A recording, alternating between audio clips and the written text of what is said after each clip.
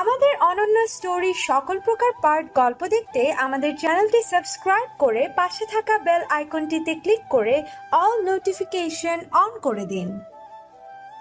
বলছিস কি রে, আমি বিয়ে করব না সে কারণে তোর বাড়িতে আমি আর ভাইয়া মিলে এসেছি, এখন তুই বলছিস বিয়ে করতে? আমি কিছু বললাম না। একটু থেমে আপু আবারও বলে উঠল, আচ্ছা শোন, কিছু কথা বলার ছিল। হ্যাঁ তো বলো। এত কথা বললে কোনো পারমিশন নিলে না, এখন পারমিশন নেওয়ার প্রয়োজন বোধ করছো তুমি? আপু আবারও আমার গা ঘেঁষে বসে পড়ল বেশ ভালোভাবে, যেন আমার কোলের উপর উঠতে পারলে শান্তি হতো তার। ফিসফিস করা কণ্ঠে বলে উঠল, তুই তুই কি সত্যি বাঘিনী হয়েছিস নাকি? কবে থেকে হলি রে? আপুর কথাই আমি ফুঁসে তাকালাম। অতপর কাশি উঠল আমার। আপু আমার পিঠে কয়েকটা কিল দিতেই কাশি থেমে গেল। সিরিয়াসলি তুমি ওই লোকটার কথা বিশ্বাস করছো? কি ভুলভাল কথা বলে গেল আর তুমি কিনা সেই কথাতে নাচছো? অবিশ্বাস্য। উনি যেভাবে কথাগুলো বলল, বিশ্বাস না করে কি করে পারি বলতো? আর লাভ বাইট এর ব্যাপারটা? আপুর কথা শেষ হবার আগে আমি ধরফর করে উঠে গেলাম। কপালে হাত দিয়ে বললাম, হাই আল্লাহ, দেখো আমি এমনিই খুব টেনশনে আছি। আমার চিন্তা আর বাড়িও না। ওই লোকটার কথা বলবে না তুমি। কথাটা বলে ড্রেসিং টেবিলে চিরুনি নিয়ে বসলাম। মাথা বাঁধতে বাঁধতে আপুর দিকে তাকালাম। সে কার্ড দেখতে ব্যস্ত। আমার দিকে অসহায় চাহনি নিয়ে বলে উঠল, এই বোন শোন, আসলে আমাকে খালু দিয়ে পাঠিয়েছিলেন তোর বিয়ের কার্ড দেখা হয়েছে কিনা, কোনো কার্ড পছন্দ হয়েছে কিনা সেটা দেখার জন্য। কিন্তু তুই তো এখনো বিয়ের কার্ড পছন্দই করতে পারিসনি। খালু বলেছে কার্ড নিয়ে গিয়ে দিতে। তোর বিয়ের খুব কম সময়, তাই তাড়াতাড়ি ছাপতে হবে কার্ডগুলো। তুমি এক কাজ করো, ওই কার্ডটা দাও। আমি ভালোভাবে নজর না দিয়েই কথাগুলো বললাম। আপু কার্ডগুলো বাছতে বাছতে বলল, কোনটা? এইটা না এইটা। ওই যে ওইটা। আপু একটা লাল আর খয়েরি রঙের মিশ্রণের কার্ড ধরে বলল, এইটা। হুম। আমি ছোট্ট করে জবাব দিয়ে উঠে পড়লাম। ঘাড়ে সাইড ব্যাগ নিয়ে নিলাম। তখনই আপু দৌড়ে আমার কাছে এসে বলে উঠল, এই এই কোথায় যাচ্ছিস? মায়ের সাথে দেখা করতে। দেখো, বিয়ে এখন আমি জেদের বশেই করি আর নিজের মনের ইচ্ছের বিরুদ্ধেই করি। বিয়েটা তো হচ্ছেই, তাই নিজের জীবনের নতুন অধ্যায় শুরু করার জন্য মায়ের দোয়া নেব না, সেটা কি হয়? আমিও যাব তোর সঙ্গে। আমি কোমরে হাত দিয়ে আঙ্গুল উছিয়ে বললাম, কাফি নেহি। তোমার রেডি হতেই 5 ঘন্টা লাগবে। ড্রেস চুজ থেকে শুরু করে একে একে বাড়িতে ছোটোখাটো পার্লার খুলে বসবে। দেরি করার কোনো রিস্ক নিতে চাই না। No way. আপু আমার গাল ধরে বসলো। টানতে টানতে মিনতি করা কণ্ঠে বলল, একদমই না, জাস্ট গিভ মি 20 মিনিটস, এর মধ্যেই রেডি হয়ে যাব, পাক্কা প্রমিস। আমি মুখ ফুলিয়ে বড় শ্বাস ছাড়লাম। খাটে গা এলিয়ে আধশোয়া হয়ে বললাম, ওকে। 20 মিনিটের মাঝে না এলে কিন্তু তোমাকে রেখে চলে যাব বলে দিলাম। আপু মন ভোলানো হাসি দিয়ে চলে গেল রেডি হতে। সোফার এক কোণে বসে আছে আয়াস। চোখটা তার বন্ধ। হাতের আঙ্গুলের ভাঁজে সিগারেট। সিগারেটের পোড়া অংশ অল্প অল্প করে ফ্লোরে পড়ে যাচ্ছে। নিজের পরনের অ্যাশ কালারের ব্লেজারের বোতাম খুলতে শুরু করলো সে। তখনই ওর রুমের গেটে কেউ কড়া নাড়ালো। মুহূর্তের মাঝে আয়াস নিচের মুখ খুলে গাম্ভীর্যের সঙ্গে বলল, ভেতরে এসো রকি। আয়াসের সমবয়সী একজন লোক ধীরে ধীরে ভেতরে এলো। আয়াস নিচের ভয়ানক লাল চোখজোড়া খুলে সিগারেট ঠোঁটের সাথে চেপে ধরে বলল, তোমাকে যে কাজের জন্য ডাকা সেটা হচ্ছে এই মেয়ে। ফোন বের করে স্ক্রিন অন করে আনিশার ছবি দেখালো আয়াস। একটু থেমে আবারও বলে উঠল, তুমি আমার বন্ধুর মতো, তোমাকে আমার ডান হাতও বলা যায়। আমার বাড়িতে যখন তখন আসা যাওয়া করার পারমিশন আছে তোমার, সেই হিসেবে তোমার সাথে সব কিছু শেয়ার করি আমি। Am I right? রকি মাথা হ্যাঁ বোধক নাড়ালো। আয়াস মুখ থেকে ধোঁয়া ছেড়ে বলে উঠল, তাহলে শোনো, এই মেয়েটার খবর আমার চাই। আই মিন ও কোথায় যাচ্ছে, কি করছে, কার সাথে থাকছে, সব আপডেট চাই আমার। আমি তুমি ছাড়া কাউকে বিশ্বাস করতে পারি না, তাই তোমাকে এই কাজটা দিচ্ছি। তুমি কি পারবে? ইয়েস বস, আপনি চিন্তা করবেন না, আপনার বলার মতো এইসব কাজ আমি করব, নিরাশ হবেন না। আমার কথা বলার শেষ, এখন তুমি আসতে পারো। আর এখন থেকে কাজে লেগে পড়ো, রাইট নাও। রকি মাথা এদিকে ওদিকে হেলিয়ে দ্রুত বেরিয়ে গেল ঘর থেকে। আয়াস জ্বলন্ত সিগারেট নিজের হাতের মুঠোতে বন্দি করে নিল। চোখটা রাগে চলচল করছে। নিজের সামনে থাকা দাবার বোর্ডের গুটি সরিয়ে আর একটা গুটিকে ধাক্কা মেরে ফেলে দিয়ে পড়ল, ইটস টাইম টু চেকমেট। আস্তে আস্তে একটু একটু করে রায়জাদা পরিবারের ধ্বংসের কারণ হিসেবে আনিশাকে খুঁটি বানাবো আমি। বিয়েটা তো হবে, তবে আমার সাথে হবে। হা হা হা। ভয়ানক হাসি হাসলো আয়াস। প্রায় 1 ঘন্টা হয়েছে আমি ঋদ্ধি আপুর ঘরের সামনে দাঁড়িয়ে পাইচারি করছি। আপু ঘরে দরজা লাগিয়ে রেখেছে। জোরে সুরে চিৎকার মেরে বললাম, আপু আমি গেলাম, তুমি বরং সাজতে থাকো। কথাটা বলা শেষ হতেই আপু তড়িঘড়ি করে দরজা খুলল। নিজের স্ট্রেট আর সিল্কি চুলগুলো ঠিক করতে করতে বলল, উফ, এমন কেন করিস বলতো সাবি? দেখ, ঠিকঠাক রেডিও হতে দিলি না। সেই তখন থেকে বলেই চলেছিস আমি গেলাম। তোর বোনকে ছেড়ে যেতে একটুও কষ্ট হতো না বুঝি? আমি আপুকে ভালোভাবে পর্যবেক্ষণ করলাম। রাগে তেড়ে এসে বললাম, 1 ঘন্টা সময় লাগিয়েছো রেডি হতে, তাও বলছো রেডি হতে পারোনি? 60 মিনিটে তো ভেবেছিলাম আমার বিয়ের দিন সাজ অবধি সেজে বসে আছো, কিন্তু এখন তো দেখছি কিছুই করোনি। কে বলেছে কিছু করিনি? কত তাড়াহুড়ো করে রেডি হয়েছি জানিস? মাত্র 10 মিনিটের মধ্যে নিজের ড্রেস বেছে নিয়েছি। 20 মিনিট ধরে নিজের চুল বেঁধেছি। আর আমি কথা বলার মাঝে আপুকে থামিয়ে দিলাম। নিজের মুখ জড়িয়ে বললাম, চুল বেঁধেছো? কই, আমি তো চুল বাঁধা দেখতে পাচ্ছি না। এদিক ওদিক তাকিয়ে বলল, কি বলছিস? এই যে দেখ, ওপরে হেয়ার স্টাইল করেছি। এই স্টাইল করতে তো 5 মিনিটও লাগবে না। আর তুমি কি না, যাক তুমি চলো তো, তোমার চক্করে সন্ধ্যা হয়ে আসবে। বিকেল গড়িয়ে যাচ্ছে এমনিতেই, চলো চলো চলো। কথাটা বলেই আপুর হাত টেনে ধরে দ্রুত হাঁটতে লাগলাম। বাইরে কেউ নেই। দূরে আসিফ ভাইয়াকে দেখলাম। ভাইয়াকে বাইরে যাচ্ছি বলে গাড়িতে উঠে বসলাম। বেরিয়ে পড়লাম মেন্টাল হসপিটালে যাওয়ার উদ্দেশ্যে। আবার এসেছে? কেন কেন এসেছে? যাও যাও। হসপিটালে এসে আবারও মায়ের এমন কথায় হতাশ হয়ে পড়লাম আমি। তবুও মুখে হাসি ফুটিয়ে মায়ের সামনে হাঁটু গেড়ে বসলাম। মায়ের হাত ধরতেই মা হাত ছাড়িয়ে নেওয়ার চেষ্টা করলো। আমি হাত শক্ত করে ধরলাম। হাত ছাড়াতে না পেরে মা শান্ত দৃষ্টিতে তাকালো। আমি মলিন হেসে মায়ের কোলে মাথা রেখে বললাম, মা তুমি কেন এমন করো বলো তো? তুমি তো ঠিক হতে পারতে, তাই না? তুমি সুস্থ থাকলে কত খুশি হতো বলো তো। কিসের খুশি বলছো তুমি?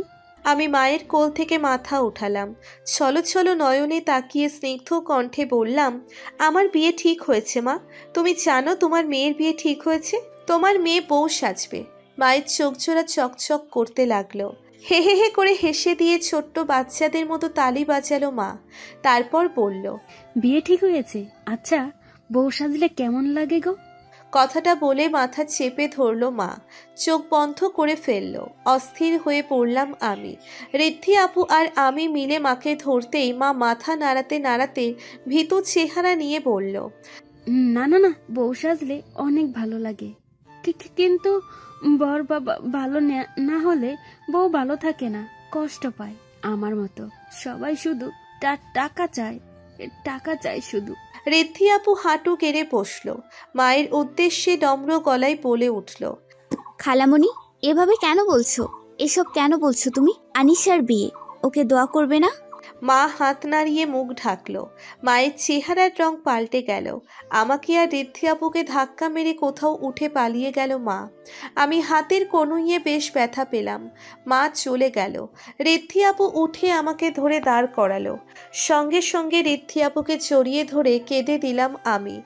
ঋদ্ধি আপু হয়তো আমার কষ্টটা বুঝতে পারছে। আমাকে আগলে নিল ঋদ্ধি আপু। অসহায় গলায় বলল, কেন এখানে আসিস বলতো?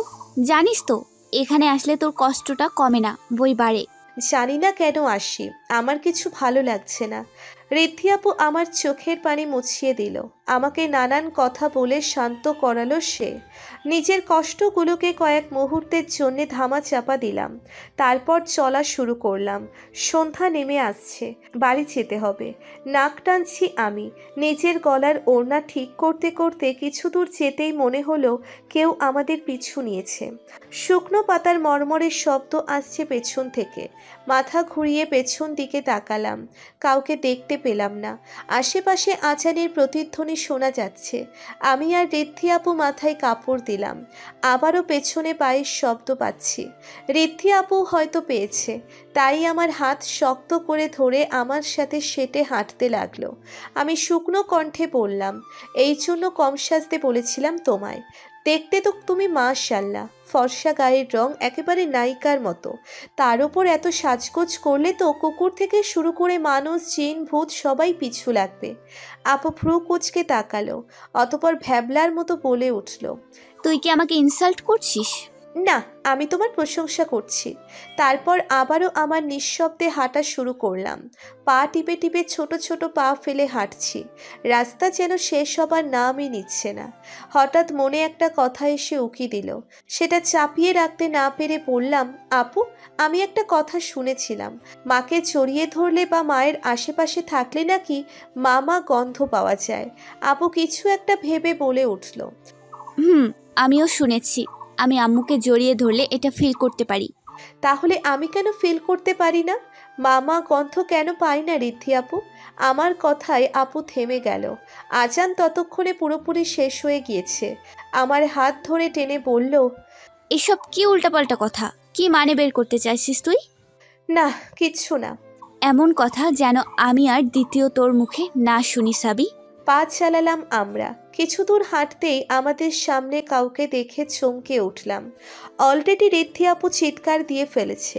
এই চিৎকারের মাঝে আমার কানে আর একটা কথা ভেসে আসছে, নিশা পাখি। আপুর মুখ চেপে ধরলাম। আপু থেমে গেল। বুঝতে দেরি হলো না, এতক্ষণ সে আমাদের পিছু পিছু আসছিলেন সেটা আয়াস। পায়ের ধাপ ফেলে বললাম, আপনি? আগে বলেছি আমাদের কানেকশনটাই এমন। কথাটা বলে আমার কাছে এগিয়ে এলেন উনি। আমি মাথা ঘুরিয়ে বিড়বিড় করতে লাগলাম। উনি স্নিগ্ধ গলায় বলে উঠলেন, যা বলবে সামনাসামনি বলো নিশা পাখি। বলছিলাম যে আপনি এতটাই অসভ্য যে আপনার সাথে বেকার। তখনই আমার হাত ধরলেন কনুই সহ। আমি ব্যথায় মৃদু চিৎকার দিলাম। আয়াস আমার হাত ছেড়ে দিলেন। কিছুটা উত্তেজিত কণ্ঠে বললেন, কি হয়েছে দেখি। আমি সরে গেলাম। ঋদ্ধি আপু তখনও বাকরুদ্ধ হয়ে আমাদের দেখছেন। আয়াস ঋদ্ধি আপুর সামনে আমার কোমর চেপে ধরলেন।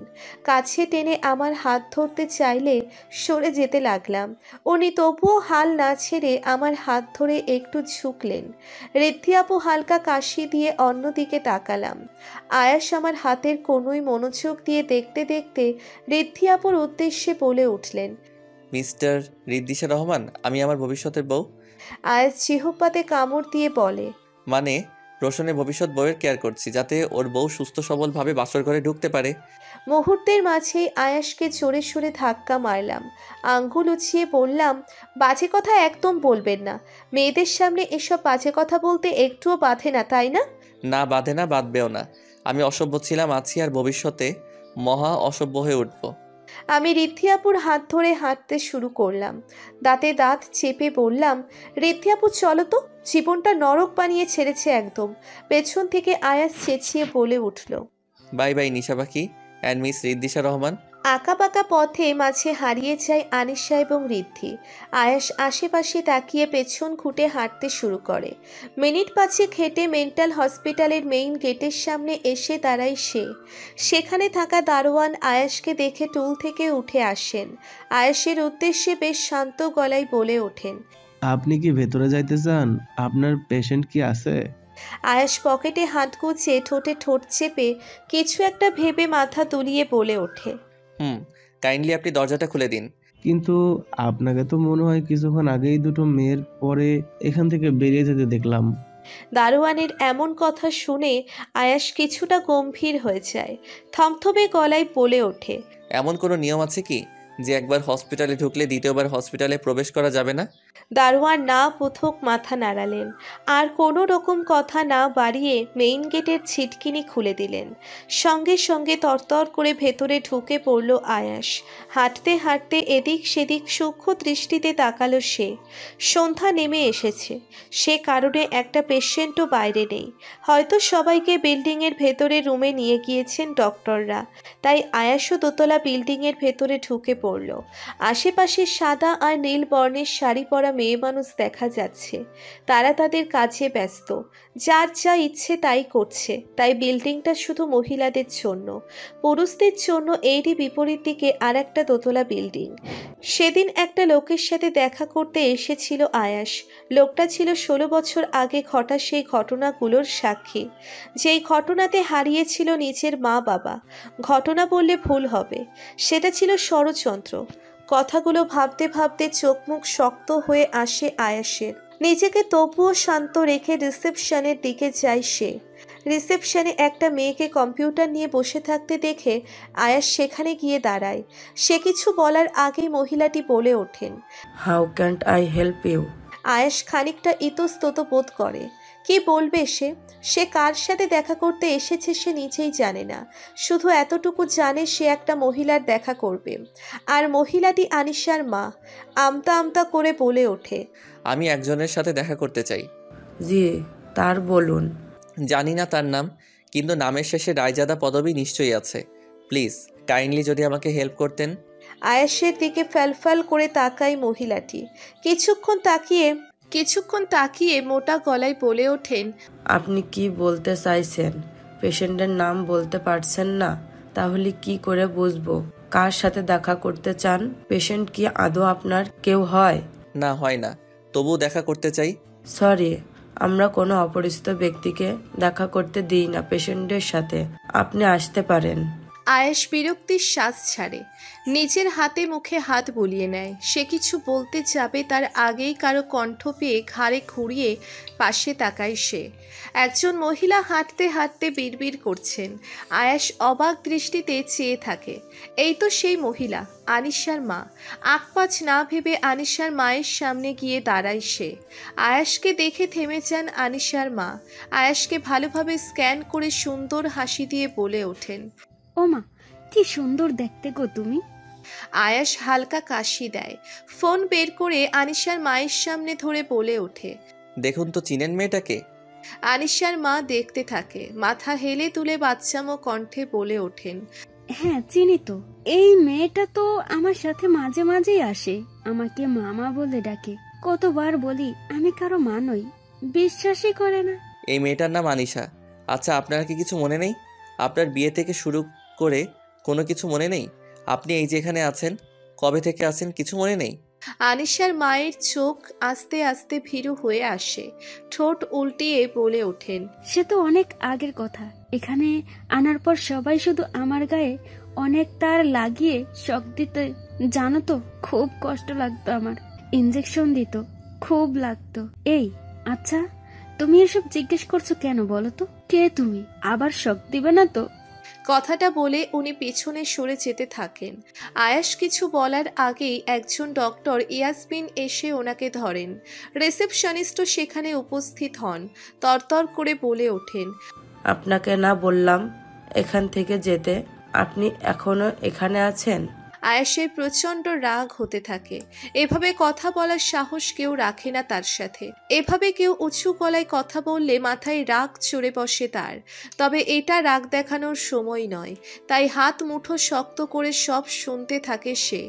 ডক্টর ইয়াসমিন আনিশার মাকে নিয়ে চলে যান সেখান থেকে।